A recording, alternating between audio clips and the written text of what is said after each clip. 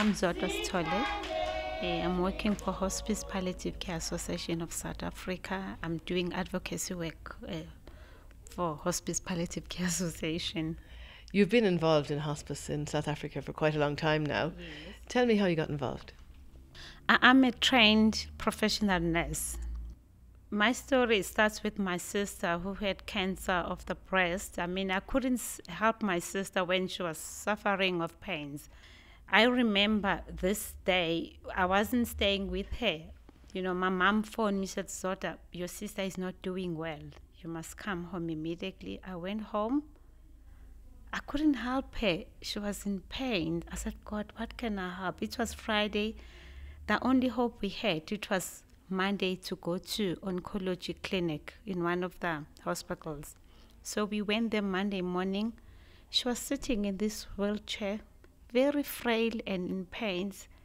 She had this thick file, very thick, because she has been a patient for years and years.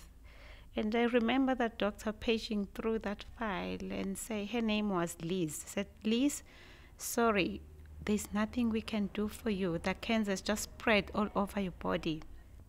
I had my mom next to me and my sister was sitting very, frail in that chair. Then she just turned and looked at me because I was behind her. She said, and from here, Zodwa, where to? I didn't have any answers. I said, we'll discuss that at home. So we went home. Then my nephew said, Auntie, let's try hospice. I was a nurse, but really I didn't know what work this hospice is doing. We went there, and the love and the welcome we got there, I said, God, I started to have hope that, maybe they're going to help my sister. But my sister was at home that time. So we told them what happened to my sister. And they promised that they were going to send a professional nurse at home to check, whether she needs to be admitted in the inpatient unit or to be treated at home. So the following day, the hospice sent the nurse. We could have seen my mom, that, at least there's somebody coming to help. The nurse assessed, they said, no, she's going to speak to that doctor. She thinks she needs to be admitted. So she was admitted in one of the hospices.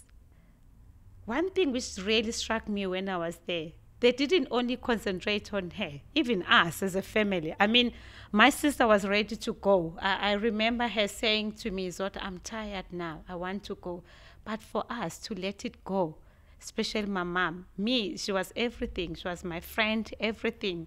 It was very hard, I must tell you. Sometimes when I talk about it, it sounds as if it happened yesterday. So they made her comfortable. They gave her pain. I remember they put me in this special room, private room.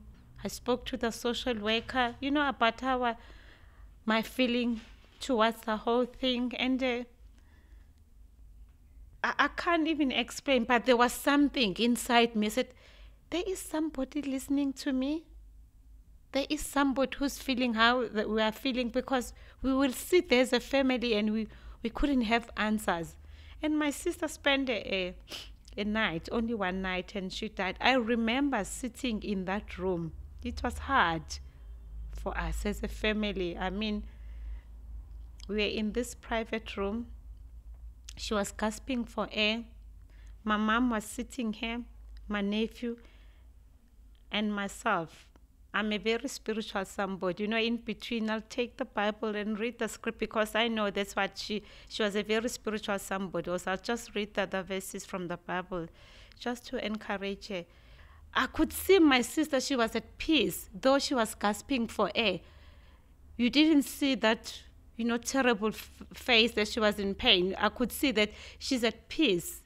She was gasping for air, and she died in front of us. For me, that was also special because we were all there. And another thing which was very special, at hospice, when a person died, they didn't cover her face, with a sheet. They put it half like this, and they put a nice flower rose. Like the last time I saw her, I've got that picture, she wasn't in pain and she had a decent death. I would say that. And I said to my mama, you know what? One day I'm going to pay back to this organization.